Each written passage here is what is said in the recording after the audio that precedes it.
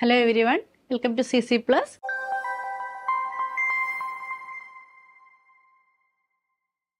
എൻ്റെ പേര് ആതിര. നമ്മളിന്ന് മാത്തമാറ്റിക്സ് ആണ് ഡിസ്കസ് ചെയ്യുന്നത്. നമ്മളിന്ന് 7th ക്ലാസ്സിലെ പെരിമീറ്റർ ആൻഡ് ഏരിയ ഈ ഒരു സെക്ഷനാണ് നമ്മൾ ഡിസ്കസ് ചെയ്യാൻ പോകുന്നത്. അപ്പോൾ ഈ ഒരു ചാപ്റ്ററിൽ വരുന്ന മെയിൻ ആയിട്ടുള്ള 3 എണ്ണം എന്ന് പറയുന്നത് പാരലോഗ്രാം വരുന്നുണ്ട്, ട്രയാങ്കിൾ വരുന്നുണ്ട്, പിന്നെ സർക്കിൾ വരുന്നുണ്ട്. അപ്പോൾ നമുക്കിത് 3ൻ്റെയും ക്വസ്റ്റ്യൻസ് ചെയ്യാം. അപ്പോൾ അതിൽ തന്നെ നമുക്ക് സർക്കുംഫറൻസ് അല്ലെങ്കിൽ പെരിമീറ്റർ കാണാനുള്ളത് വരുന്നുണ്ട്, പിന്നെ അതിൻ്റെ കൂടെ ഏരിയ ഉള്ളത് വരുന്നുണ്ട്. അപ്പോൾ നമ്മൾ അത് രണ്ടിൻ്റെയും ഇക്വേഷൻസ് ഈ 3 ഫിഗേഴ്സിൻ്റെയും നമുക്കൊന്ന് ഡിസ്കസ് ചെയ്യാം. അപ്പോൾ സ്റ്റാർട്ടിങ് നമ്മളെ പാരലോഗ്രാം ആണ് നമ്മൾ സ്റ്റാർട്ട് ചെയ്യുന്നത്. അപ്പോൾ എന്താണ് പാരലോഗ്രാം, അതിൻ്റെ ഷേപ്പ് എങ്ങനെ വരും? ഒരു പാരലോഗ്രാം എന്ന് പറയുമ്പോൾ ഇതുപോലൊരു ഷേപ്പ് ആയിരിക്കും അല്ലേ. അതായത് നമുക്കിപ്പോൾ നമ്മളതിന് പേര് കൊടുക്കുകയാണെങ്കിൽ എന്താണ് ABCD. അപ്പോൾ ചിലപ്പോൾ നമുക്ക് ഫിഗർ തരത്തില്ല. അപ്പം ഇന്ന പാരലോഗ്രാം ABCD അല്ലെങ്കിൽ ഇന്ന ട്രയാങ്കിൾ ABC ഇങ്ങനെ ക്വസ്റ്റ്യൻ കാണും. അപ്പം നിങ്ങൾ എപ്പോഴും ഫസ്റ്റ് ശ്രദ്ധിക്കേണ്ട കാര്യം, നിങ്ങളിതിന് നമ്മളുടെ ഒരു ഡമ്മി ആയിട്ടൊരു ഫിഗർ വരയ്ക്കുമല്ലോ. അപ്പോൾ ആ ഫിഗർ വരയ്ക്കുമ്പോൾ നിങ്ങൾ എപ്പോഴും കണ്ടിന്യൂസ് വേണം നെയിം ചെയ്യാൻ വേണ്ടി. അതായത് ഒന്നുകിൽ ക്ലോക്ക് വൈസ് അല്ലെങ്കിൽ ആൻറ്റി ക്ലോക്ക് വൈസ് ആയിട്ട് കണ്ടിന്യൂസ്ലി നെയിം കൊടുക്കുക. അത് ഇവിടുന്ന് സ്റ്റാർട്ട് ചെയ്താൽ ABCD അല്ലെങ്കിൽ തിരിച്ച് ABCD ഇങ്ങനെ കണ്ടിന്യൂസ് വേണം നമ്മൾ ആ പോയിന്റ്സ് മാർക്ക് ചെയ്യാൻ വേണ്ടിയിട്ട്. അപ്പോൾ ഇതാണ് ഒരു പാരലോഗ്രാമിൻ്റെ ഒരു ഷേപ്പ് എന്ന് പറയുന്നത്. ഇനി പാരലോഗ്രാമിൻ്റെ ഏരിയയുടെ ഇക്വേഷൻ എന്താണ്? That is base into height. Base എന്ന് പറയുമ്പോൾ എന്താണ്, നമ്മൾ ഏത് സൈഡാണോ നമുക്കത് വേണമെങ്കിൽ ഈ സൈഡ് ബേസ് ആയിട്ട് എടുക്കാം. ഇതാണ് ബേസ് എങ്കിൽ എന്താണ്, അങ്ങോട്ടുള്ള പെർപെൻഡിക്കുലാർ ഡിസ്റ്റൻസ് ഇതായിരിക്കും അതിൻ്റെ ഹൈറ്റ് എന്ന് പറയുന്നത്. ഇനി അതേസമയം നമ്മളിപ്പോൾ BC ആണ് ബേസ് എടുക്കുന്നതെങ്കിൽ ഇതാണ് ബേസ് എടുക്കുന്നതെങ്കിൽ അങ്ങോട്ടുള്ള പെർപെൻഡിക്കുലർ ഡിസ്റ്റൻസ് ഇതായിരിക്കും അതിൻ്റെ ഹൈറ്റ് വരുന്നത്.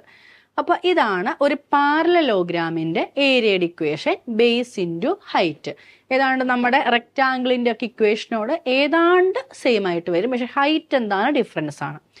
ഇനി നെക്സ്റ്റ് ഏരിയ ഓഫ് ട്രയാങ്കിൾ. ട്രയാങ്കിളിൻ്റെ ഏരിയയുടെ ഇക്വേഷൻ എന്താണ്? Half into base into height, അല്ലെങ്കിൽ നമ്മൾ ഹാഫ് BH എന്ന് പറയും. അപ്പോൾ ട്രയാങ്കിളിൽ നമ്മൾ നോർമൽ ട്രയാങ്കിൾ എടുക്കുമെന്ന് വെച്ചു. ഇതാണ് ട്രയാങ്കിൾ. നമ്മളിവിടെ ട്രയാങ്കിൾ ABC എന്ന് നെയിം കൊടുത്തു.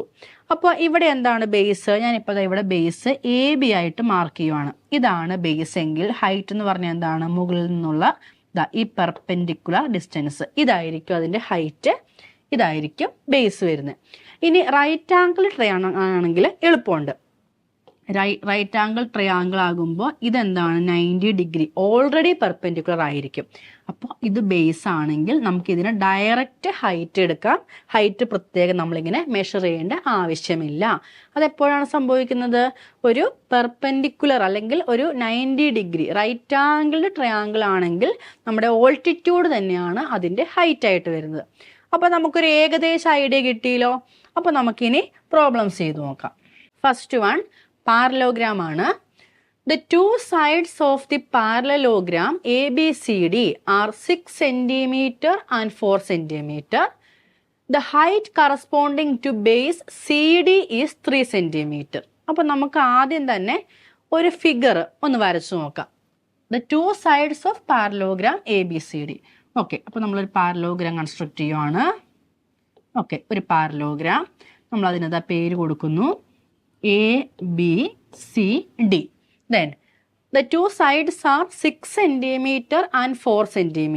അപ്പോൾ നമുക്ക് ഇവിടെ മാർക്ക് ചെയ്യാം. സപ്പോസ് ഇതാണ് 6 cm, ഇതാണ് 4 cm. പാരലലോഗ്രാമിൻ്റെ എന്താണ് speciality? The opposite sides are equal in length and also parallel. അപ്പോൾ ഇവിടെ AB 6 cm ആണെങ്കിൽ DCയും എന്ത് തന്നെയായിരിക്കണം? 6 cm ആയിരിക്കണം. BC 4 ആണെങ്കിൽ ഇതും എന്ത് തന്നെയായിരിക്കണം? 4 ആയിരിക്കണം. അപ്പോൾ അത് എപ്പോഴും ഓർത്തിരിക്കണം കേട്ടോ. പാരലോഗ്രാമിൻ്റെ ഐഡിയ എപ്പോഴും അത് ഓർത്തിരിക്കണം. പാരലൽ ആൻഡ് ഈക്വൽ ആയിരിക്കും ഓപ്പോസിറ്റ് സൈഡ്സ്. ദെൻ ഇനി എന്താ പറഞ്ഞിരിക്കുന്നത്? The height corresponding to the base CD is 3 cm. അപ്പോൾ CD ആണ് ബേസ് എങ്കിൽ, അതായത് ഇതാണ് ബേസ് എങ്കിൽ അതിൻ്റെ കറസ്പോണ്ടിങ് ഹൈറ്റ് കണ്ടോ, ഇതാണ് അതിൻ്റെ കറസ്പോണ്ടിങ് ഹൈറ്റ്. ആ ഹൈറ്റ് എത്രയായിരിക്കും? അത് 3 സെന്റിമീറ്റർ ആയിരിക്കും. അതവിടെ തന്നിട്ടുണ്ട്. ഇനി ആദ്യം നമുക്ക് എന്താ കണ്ടുപിടിക്കണ്ടേ? Find the area of the parallelogram. നമുക്ക് ഡയറക്റ്റ് കാണാം. ഏരിയയുടെ ഇക്വേഷൻ ഏതാണ്? Area equal to base into height ആണല്ലേ. അപ്പൊ ബേസ് ഇൻറ്റു ഹൈറ്റ് നമുക്കിവിടെ തന്നിട്ടുണ്ട്. സി ഡി ആണ് ബേസ് എങ്കിൽ അതിന്റെ കറസ്പോണ്ടിങ് ഹൈറ്റ് 3 സെന്റിമീറ്റർ ആയിരിക്കും. അപ്പൊ നമുക്ക് സി ഡി ബേസ് ആയിട്ട് എടുക്കാം. അപ്പൊ C D into corresponding height എന്ത് വരും? ഇതാണ് ഹൈറ്റ് വരും. നമുക്ക് ഇവിടെ ഒരു എം എന്ന് പേര് കൊടുക്കാം. അപ്പം C D into D M എന്ന് എഴുതാം. അപ്പോൾ സി ഡി എത്രയാണ്? 6 ഇൻറ്റു ആ ഹൈറ്റ് എത്രയാണ്? That is 3. അപ്പോൾ 6 ഇൻറ്റു 3 18. ഇനി സെന്റിമീറ്ററിലാണ് നമുക്ക് മെഷർമെന്റ് തന്നിരിക്കുന്നത്. അപ്പൊ ഇതെന്തായിരിക്കും? Centimetre square. ഏരിയ ആയതുകൊണ്ട് 18 സെന്റിമീറ്റർ സ്ക്വയർ. അത് കഴിഞ്ഞു. ഇനി അതിന് സെക്കൻഡ് പാർട്ട് അവർ എന്താ ചോദിച്ചിരിക്കുന്നത്? The height corresponding to the base A D. അപ്പോൾ എ ഡി ആണ് ബേസ് എങ്കിൽ അതിന്റെ ഹൈറ്റ്. അപ്പോൾ ഇതാണ് എ ഡി അല്ലെ. എ ഡി ആണ് ബേസ് എങ്കിൽ അതിന്റെ ഹൈറ്റ് എങ്ങനെയാ വരുന്നത്? ഇങ്ങനെ വരും. ഹൈറ്റ് പെർപെൻഡിക്കുലർ ഡിസ്റ്റൻസ് എടുക്കുമ്പോൾ ഇതാണ് ഹൈറ്റ്. അപ്പൊ ഈ ഹൈറ്റ് നമ്മളിപ്പോൾ എച്ച് എന്ന് കൊടുക്കുവാണെങ്കിൽ ഈ ഹൈറ്റ് എന്താണ് വരുന്നത്? അതാണ് നമുക്ക് അറിയേണ്ടത്. അപ്പോൾ നമുക്കറിയാം, നമ്മളിപ്പോൾ ഏത് ബേസും ഏത് ഹൈറ്റും എടുത്ത് നോക്കിയാലും പാരലോഗ്രാം സെയിം തന്നെയല്ലേ. അപ്പോൾ അതിൽ ഏത് ബേസും ഏത് ഹൈറ്റ് കറസ്പോണ്ടിങ് നമ്മൾ ചെയ്താലും അതിൻ്റെ ഏരിയ എന്ന് പറഞ്ഞാൽ എന്തായിരിക്കും? സെയിം തന്നെയായിരിക്കും. അപ്പോൾ ഇവിടെ നമുക്ക് എങ്ങനെ എഴുതാം? ഈ 18 എന്ന് പറയുന്നത് എന്തിനോട് ഈക്വൽ ആണ്? നമ്മൾ ഇപ്പൊ പറഞ്ഞ ബേസ് ഇൻറ്റു ഹൈറ്റ് എടുക്കുവാന്ന് വെച്ചോ. അപ്പൊ എങ്ങനെ വരും? A D into height. അത് എന്ത് തന്നെ വരത്തുള്ളൂ? നമ്മുടെ ഫൈനൽ ആൻസർ ഈ പറയുന്ന 18 സെന്റിമീറ്റർ സ്ക്വയർ ആണ് വരുള്ളൂ. അപ്പൊ നമുക്ക് ഇതിൽ നിന്ന് ഹൈറ്റ് കണ്ടുപിടിക്കാം. That is 18 equal to A D നമുക്ക് ഓൾറെഡി അറിയാം. എ ഡി എന്താണ്? 4 സെന്റിമീറ്റർ ആണ്. അപ്പൊ 4 ഇൻറ്റു എച്ച് എന്ന് എഴുതാം. ഇതിൽ നിന്ന് നമുക്ക് ഹൈറ്റ് കണ്ടുപിടിക്കാമല്ലോ. ഹൈറ്റിന്റെ ഇക്വേഷൻ എങ്ങനെ വരും? That is height equal to 18 divided by 4. അപ്പോൾ നമുക്ക് കിട്ടുന്ന ആൻസർ 4.5 എന്നായിരിക്കും. അപ്പോൾ സെക്കൻഡ് വണ്ണിൻ്റെ the height corresponding to the base A D that is 4.5 centimetre ആയിരിക്കും. അപ്പം നമ്മൾ ഈ ഒരു ക്വസ്റ്റ്യനിൽ നമ്മൾ 2 കാര്യങ്ങൾ ചെയ്തു. എന്തൊക്കെ ചെയ്തേ? ഡയറക്റ്റ് ഒരു പാരലോഗ്രാം തന്നിട്ടുണ്ടെങ്കിൽ അതിൻ്റെ ഏരിയ കണ്ടുപിടിക്കാനുള്ളത് നമ്മൾ ചെയ്തു. അതുപോലെ സപ്പോസ് ഏരിയ നമ്മൾക്ക് അറിയാമെങ്കിൽ അതിൻ്റെ ഹൈറ്റ് അല്ലെങ്കിൽ അതിൻ്റെ ബേസ് കണ്ടുപിടിക്കേണ്ട വന്നിട്ടുണ്ടെങ്കിൽ എങ്ങനെ ചെയ്യും എന്നുള്ളതാണ് അതിൻ്റെ സെക്കൻഡ് പാർട്ട് പറഞ്ഞത്. അപ്പോൾ നമ്മുടെ CC+ൽ 1-1 ട്യൂഷൻ അവൈലബിൾ ആണ്. അപ്പോൾ ഇപ്പോൾ എല്ലാവരും എന്തായിരിക്കും? ലാസ്റ്റ് ആനുവൽ എക്സാമിനുള്ള പ്രിപ്പറേഷനിലായിരിക്കും അല്ലേ. അപ്പോൾ നിങ്ങൾക്ക് 1-1 ട്യൂഷൻ, അതും ഓൺലൈൻ ട്യൂഷനാണ്. നിങ്ങൾക്ക് നിങ്ങളുടെ വീട്ടിലിരുന്ന് നിങ്ങൾക്ക് സ്വന്തമായിട്ട് നിങ്ങൾക്ക് മാത്രമായിട്ടൊരു ടീച്ചറായിരിക്കും. നിങ്ങളുടെ സമയത്തിനനുസരിച്ച് നിങ്ങൾക്ക് ആ ക്ലാസ് അറ്റൻഡ് ചെയ്യാൻ പറ്റും.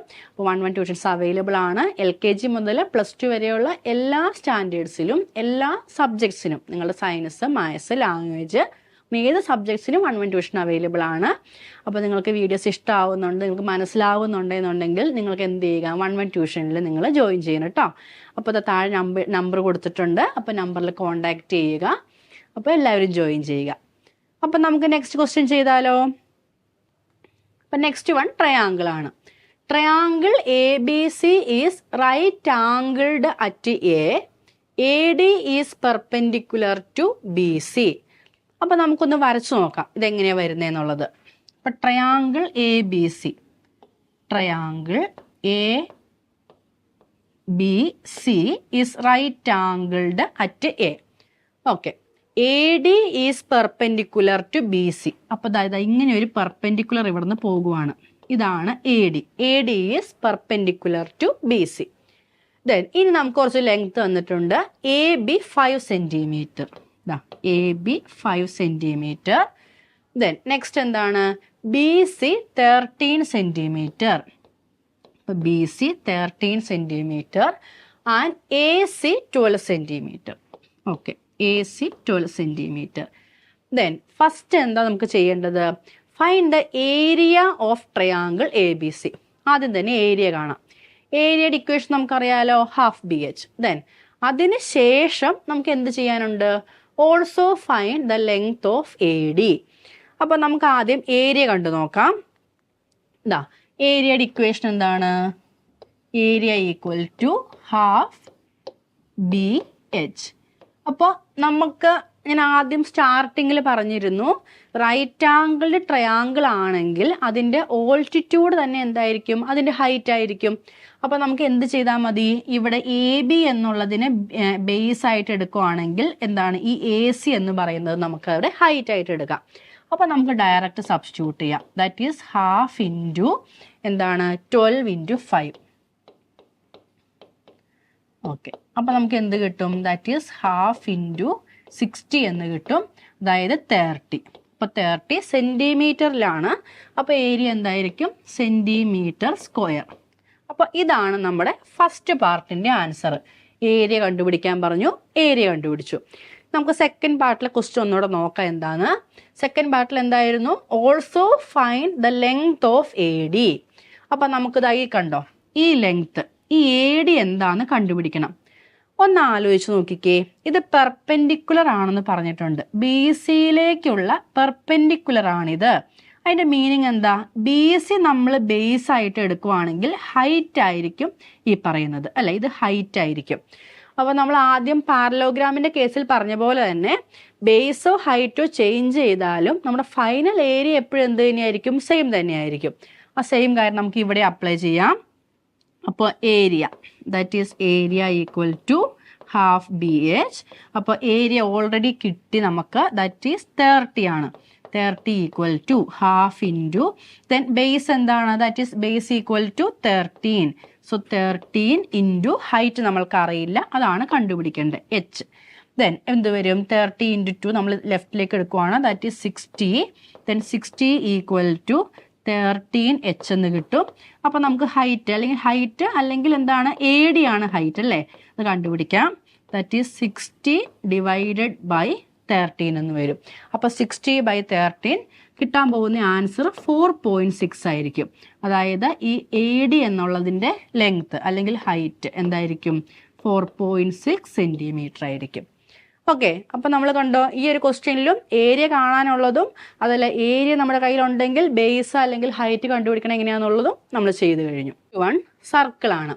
അപ്പോൾ സർക്കിളിൻ്റെ നിങ്ങൾ അറിഞ്ഞിരിക്കുക, സർക്കുംഫറൻസും ഏരിയയും ഈ ഒരു ഒറ്റ ക്വസ്റ്റ്യനിൽ തന്നെ ഇത് രണ്ടും വരുന്നുണ്ട്. സർക്കുംഫറൻസ് ഡിസ്കസ് ചെയ്യാനും വരുന്നുണ്ട്, ഏരിയയും വരുന്നുണ്ട്.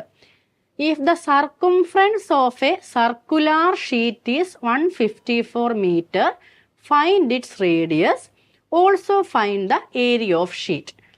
ഓക്കെ, അപ്പോൾ ഒരു സർക്കിള്, ഈ സർക്കിളിൻ്റെ സർക്കുംഫറൻസ് എന്ന് പറഞ്ഞാൽ എന്താണ്, ഈ ചുറ്റുമുള്ള ഈ ലെങ്ത്, ഇതിനെയാണ് നമ്മൾ സർക്കുംഫറൻസ് എന്ന് പറയുന്നത്. അത് നമ്മൾ റെക്റ്റാങ്കിളിൽ, പാരലോഗ്രാമിൽ അല്ലെങ്കിൽ ട്രയാങ്കിളിലൊക്കെ പെരിമീറ്റർ എന്ന് പറയുന്ന കാര്യമാണ് നമ്മുടെ സർക്കിളിൽ സർക്കുംഫറൻസ് എന്നുള്ളൊരു ഐഡിയ ആയിട്ട് വരുന്നത്. അപ്പോൾ നമ്മുടെ ക്വസ്റ്റ്യൻ എന്ന് വെച്ചിട്ടോ, ഒരു എന്താണ് സർക്കിൾ ഷേപ്പിലുള്ള ഒരു എന്താണ് ഗാർഡൻ, നമുക്ക് അതിനൊരു ഫെൻസ് വെക്കണം, ഒരു വേലി വെക്കണം. അപ്പോൾ എന്താ ചെയ്യുന്നത്, ചുറ്റും വെക്കുകയോ ചെയ്യുന്നത് അല്ലേ. അപ്പോൾ അങ്ങനെയുള്ള ക്വസ്റ്റ്യൻസ് ഒക്കെ എന്തായിരിക്കും, അത് സർക്കുംഫറൻസ് ആണ് കണ്ടുപിടിക്കേണ്ടത്.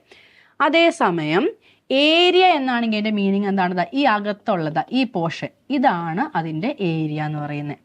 അപ്പോൾ അകത്ത് എത്രത്തോളം കണ്ടെയ്ൻ ചെയ്യുന്നുണ്ട് അതാണ് ഏരിയ. അതായത് നമ്മുടെ ഒരു സർക്കുലർ ഡിസ്ക് ഉണ്ട് നമ്മുടെ കയ്യിൽ, അതൊന്ന് പെയിൻറ് ചെയ്യണം, എത്ര പെയിൻറ് ആവശ്യമുണ്ട്, അങ്ങനെയുള്ളതൊക്കെ ആണെങ്കിൽ എന്തായിരിക്കും, അത് ഏരിയ ആയിരിക്കും.